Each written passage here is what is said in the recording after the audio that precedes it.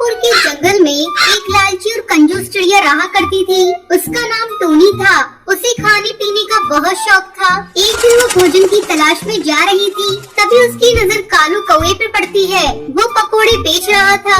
Tony चिड़िया तुरंत कालू कौवे के पास पहुंच जाती है। अरे ओ कालू भैया, क्या कर रहे हो? तुम्हें दिख नहीं रहा? मैं पकौड़े तल रहा हूँ। गुस्सा क्यों करते हो कालू भैया? वो तो मुझे भी दिख रहा है कि तुम पकोड़े तल रहे हो। मैंने तो ऐसे ही पूछ लिया था। कालू भैया, एक प्लेट मुझे पकोड़े देना, मुझे बहुत जोर की भूख लगी है। मैं भोजन की तलाश में जा रही थी, लेकिन तुमने जब पकोड़े तलते हुए देखा तो मैं अपने आप को रोक नहीं पाई। सोचा आज पकोड़े खाकर अपनी भूख मिटा लूं। ठीक है, मैं अभी तुम्हें पकौड़े देता हूँ। फिर कालू कौवा टोनी चिड़िया को पकोड़े देता है। सारे पकोड़े खाने के बाद टोनी चिड़िया सोचने लगती है, कालू कौवे को देने के लिए मेरे पास तो पैसे ही नहीं है। मुझे कोई नाटक करना होगा जिससे मुझे कालू कौवे को पैसे देने नहीं पड़ेंगे।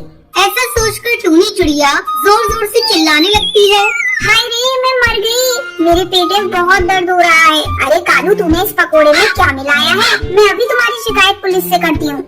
नहीं टोनी बहन, मैंने पकौड़े में कुछ नहीं मिलाया है। ये लो पैसे, जाकर किसी डॉक्टर से अपना इलाज करा लो। पैसे लेकर टोनी चिड़िया खुशी खुशी घर लौट आती है। घर आकर वो अपनी बहू टुनटुनी चिड़िया से कहती है, बहू, आज मैंने कालू कौवे को चूना लगा दिया।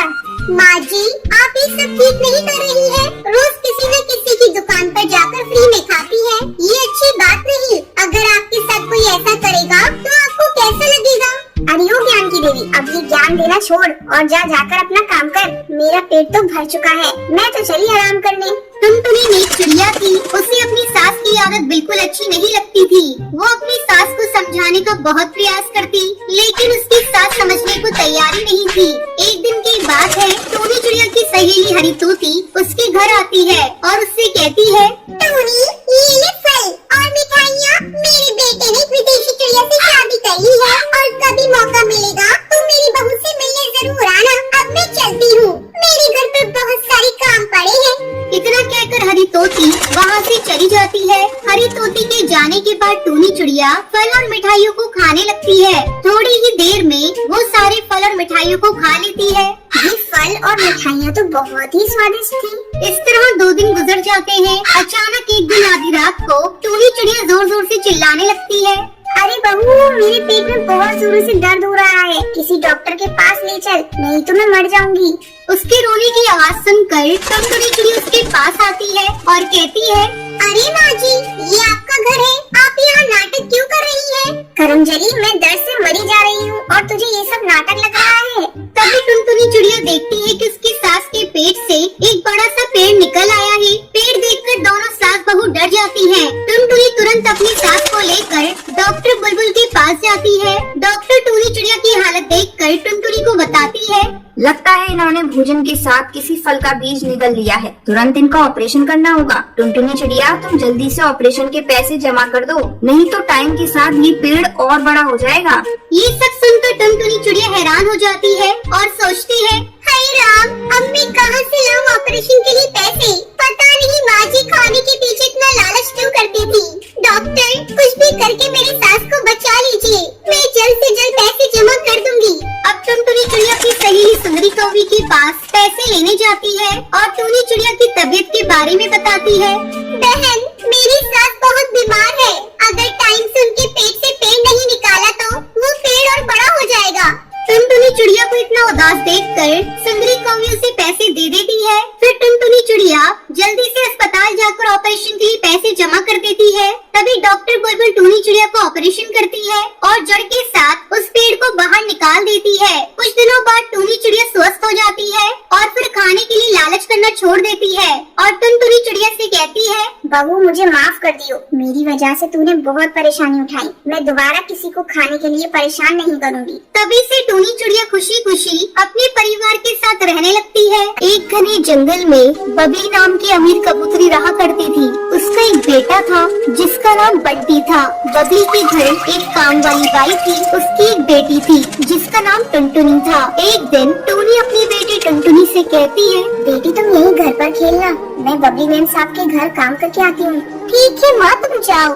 जब टोनी बबली के घर पहुँचती है, टोनी, ये लो पैसे और बाजार जाकर कुछ फ्रूट लेकर आओ। ठीक है मालकिन, मैं अभी लेकर आती हूँ। टोनी बाजार से फ्रूट खरीद कर लाती है। तब बबली कहती है, अरे टूनी, तुमने फ्रूट यहाँ क्यों रख दी?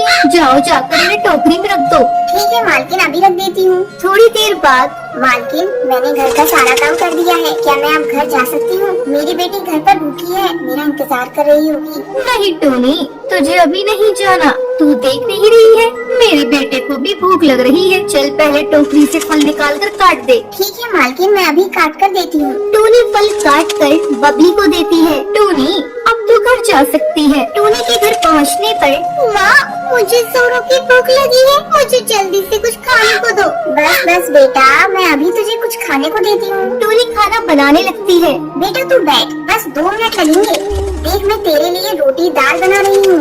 हाँ माँ, जल्दी से बनाओ, मुझसे भूख बर्दाश्त नहीं हो रही है। टूनी टुनटुनी को खाना लाकर देती है। अगले दिन जब टूनी अपनी मालकिन के घर जाती है, टूनी, कल जो तू सेब लाई थी वो सारे सड़े हुए थे। मैं सेब के पैसे तेरी पगार से काट लूंगी। लेकिन मालकिन, मैं तो सब अच्छी लाई थी। तो ये क्या है? तू इसे अपने घर ले जा और अपनी बेटी को खिला देना। मालकिन, एक तो मेरी पगार कम है और ऊपर से आप काट रही हैं। मुझ गरीब के साथ ऐसी नाइंसाफी मत कीजिए।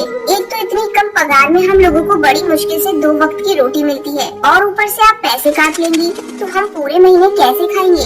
टूनी, पैसे कमाने पड़ते हैं, पेड़ पर नहीं लगते हैं। इन्हें कमाने के लिए दिन भर मेहनत करनी पड़ती है। तभी बबली का बेटा बंटी वहाँ आता है। माँ, आज मैं पिज्जा खाऊंगा, मेरे लिए पिज्जा ऑर्डर कर दो। ठीक है बेटा, मैं अभी ऑर्डर कर देती हूँ। मालकिन, बच्चों को घर का बना खाना खिलाया करें। भारी खाना बच्चों की सेहत के लिए अच्छा नहीं होता है।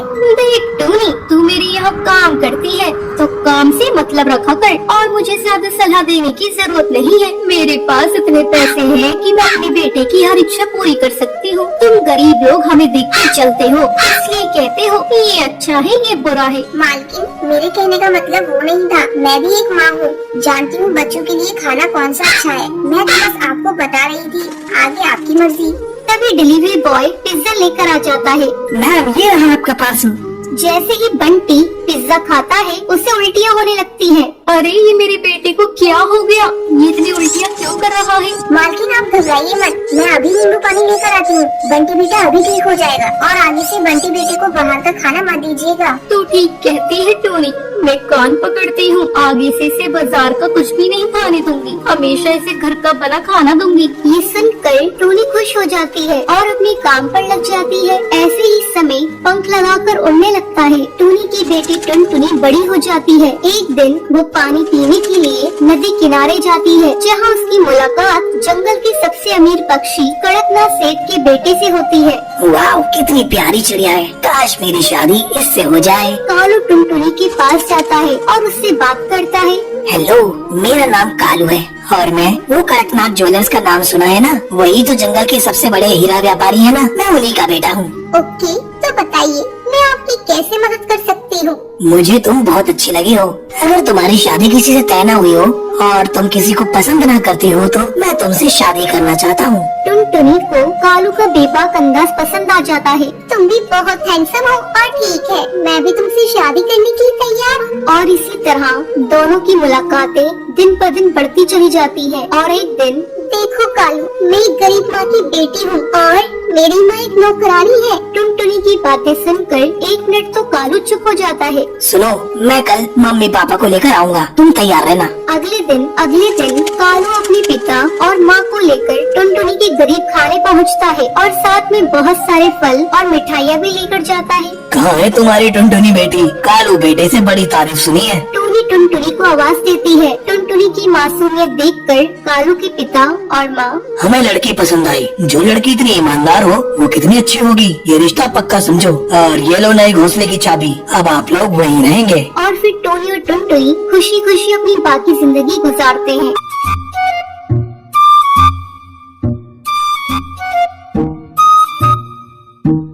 सुंदरवन जंगल में टुनटुनी चिड़िया अपने पति बंटी कबूतर के साथ खुशी खुशी दिन गुजार रही थी। टुनटुनी और बंटी कबूतर ने प्रेम विवाह किया था। टुनटुनी के साथ टूनी चिड़िया अपने गांव में रहती थी। एक दिन वो बिना खबर किए टुनटुनी के घर आ जाती है। अपनी सास को देखकर टुनटुनी कहती है, अरे माँ जी, आप कौन है?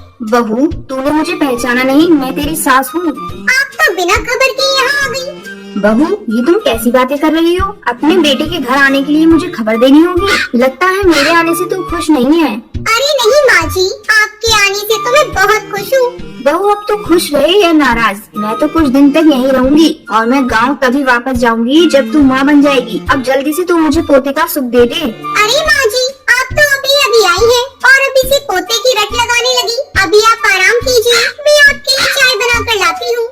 इतना कहकर टुनटुनी चिड़िया चाय बनाने के लिए चली जाती है। चाय बनाते समय टुनटुनी चिड़िया सोच रही थी कि कैसे वो इस मुसीबत से छुटकारा पाएगी। तभी उसका पति बंटी कबूतर वहाँ आ जाता है। सुनो जी, अपनी माँ को गांव वापस भेज दो। अगर माँ जी कुछ दिनों के लिए यहाँ रुक गई तो मेरा जीना हराम कर देंगी। तुम्हें पता है, जब से आई है तब से पोते की रट लगा रही है। तो इसमें बुराई क्या है? अपनी शादी को हुए कई महीने गुजर गए हैं। आखिर तुम्हें माँ बनने में क्या अर्ज है? तुम कान खोलकर सुन लो जी, मैं अभी माँ बनकर अपना फिगर खराब करना नहीं चाहती। तो तुम भी कान खोल कर सुन लो। अगर तुम माँ नहीं बनोगी तो मैं तुम्हें छोड़कर दूसरी शादी कर लूंगा। मेरी माँ ही नहीं, अब मैं भी चाहता हूँ कि मेरा बच्चा हो। अपने पति का गुस्सा देखकर टुनटुनी उससे कुछ नहीं कहती और अपने कमरे में चुपचाप चली जाती है। तभी टुनटुनी की सहेली मीठी तोती का फोन आता है। टुनटुनी उदास मन से उससे बातें करने लगती है। अरे टुनटुनी, आज तेरी आवाज को क्या हुआ? लग रहा है तू रो रही है। क्या बात है, तू मुझे बता, शायद मैं तेरी कोई मदद कर सकूं। क्या बताऊं मीठी, मेरी सास आई है, उसने मेरा जीना हराम कर रखा है। उन्हें पोता चाहिए और मैं अभी माँ बनना नहीं चाहती। मैं क्या करूं, कुछ समझ में नहीं आ रहा है। बस इतनी सी बात, तू झूठ मूठ की प्रेग्नेंट हो जा। कुछ दिनों बाद मैं तुझे एक अंडा ला कर दूंगी और तू अपनी सास को बता देना कि ये अंडा तूने दिया है। कुछ दिनों में उस अंडे से बच्चा बाहर आ जाएगा। इस तरह तू माँ भी बन जाएगी और तेरा फिगर भी खराब नहीं होगा। चल अब फोन रख। टुनटुनी फोन रख देती है और खुशी खुशी अपने कामों में जुट जाती है। इस तरह कुछ दिन गुजर जाते हैं। एक दिन टुनटुनी अपने पति बंटी कबूतर से कहती है, लगता है भगवान ने आपकी सुन ली, मैं प्रेग्नेंट हो गई। ये सुनकर बंटी कबूतर और उसकी सास दोनों खुश हो जाते हैं। एक सप्ताह बाद मीठी तोती टुनटुनी को एक अंडा ला कर देती है। टुनटुनी झट से उस अंडे को छुपा लेती है। फिर मीठी तोती वहाँ से चली जाती है। कुछ देर बाद टुनटुनी चिल्लाकर कहती है, माँ जी, ये देखिए, मैंने कितना सुंदर अंडा दिया है। बस अब कुछ ही दिनों में इससे बच्चा बाहर आ जाएगा और आपको दादी कहकर पुकारेगा। टूनी चिड़िया उस अंडे को देखकर खुश हो जाती है। उसे क्या पता था कि टुनटुनी चिड़िया ने झूठ बोला है। कुछ दिनों बाद उस अंडे से एक कौवे का बच्चा बाहर आता है और टुनटुनी की पोल खुल जाती है। ये देखकर टूनी चिड़िया कहती है, अरे देख तो बंटी, तेरी पत्नी ने क्या कारनामा किया है। ये तो अपना फिगर बचाने के लिए एक कौवे का अंडा ले आई। राम राम राम राम, इसे भगवान का जरा भी डर नहीं है। फिर टुनटुनी अपनी सास और अपने पति से माफी मांगती है और उन्हें बताती है कि उसने झूठा प्रेग्नेंट होने का नाटक किया था। लेकिन बंटी कबूतर उसे माफ नहीं करता और उसे धक्के मारकर घर से बाहर निकाल देता है। टुनटुनी अपनी गलती पर पछता रही थी। वो कौवे के बच्चे को उसकी माँ के पास पहुँचा देती है। फिर अपना एक अलग घोंसला बनाकर उसमें रहने लगती है। इस तरह कई दिन गुजर जाते हैं। एक दिन टुनटुनी चिड़िया बंटी कबूतर को फोन करती है और रोते हुए उससे कहती है, बंटी जी, मैं आपसे बहुत प्यार करती हूँ। मैं वादा करती हूँ आपसे, अब मैं कभी भी ऐसी गलती दोबारा नहीं करूँगी। ये सब सुनकर बंटी कबूतर टुनटुनी चिड़िया को माफ कर देता है। फिर टुनटुनी चिड़िया खुशी खुशी अपने पति के साथ रहने लगती है।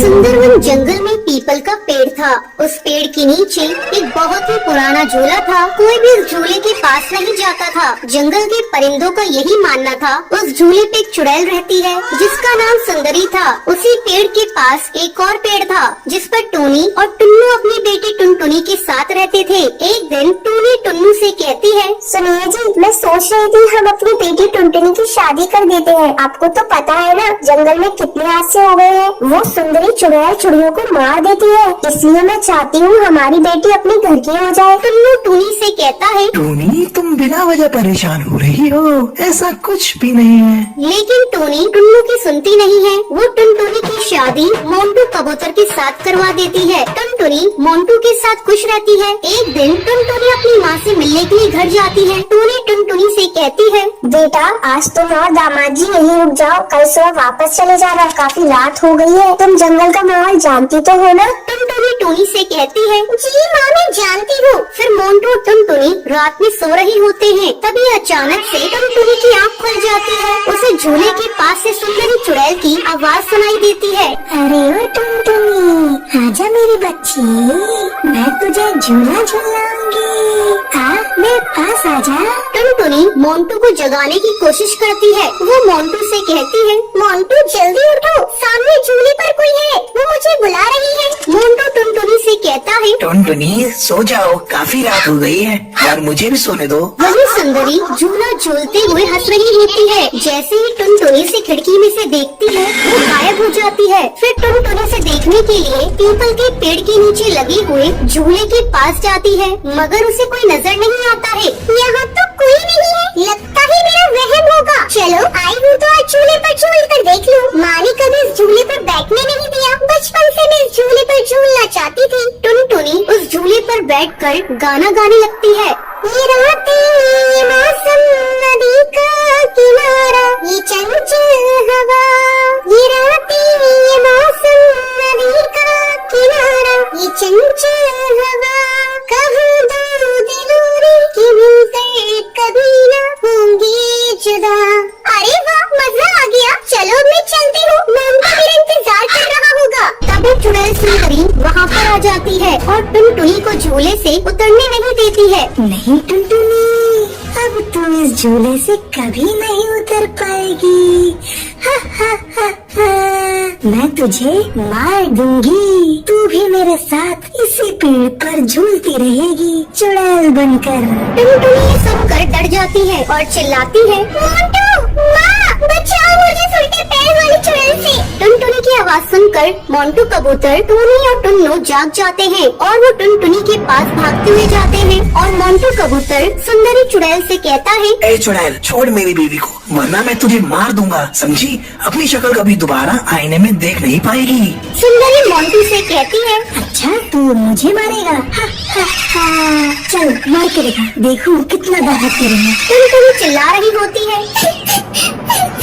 मोंटू, माँ, बचाओ मुझे, ये मुझे मार देगी। जैसे ही चुड़ैल सुंदरी टुनटुनी को मारने वाली होती है, तभी मोंटू झूले की रस्सी को काट देता है, जिससे टुनटुनी झूले से नीचे गिर जाती है। टूनी टुनटुनी को पकड़ लेती है। तभी मोंटू झूले में आग लगा देता है। उसे झूले के साथ सुंदरी चुड़ैल भी जलने लगती है। मैं तुम दोनों को छोड़ूंगी नहीं, मैं बदला लेने के लिए वापस जरूर आऊंगी। ये कहकर वो जलकर राख हो जाती है। तो ये थी आज की कहानी कि आपको पता है सुंदरी चुड़ैल कहाँ पर रहती थी? अगर आपको पता है तो आप हमें कमेंट करके जरूर बताएं। अगर आपको ये वीडियो पसंद आई हो तो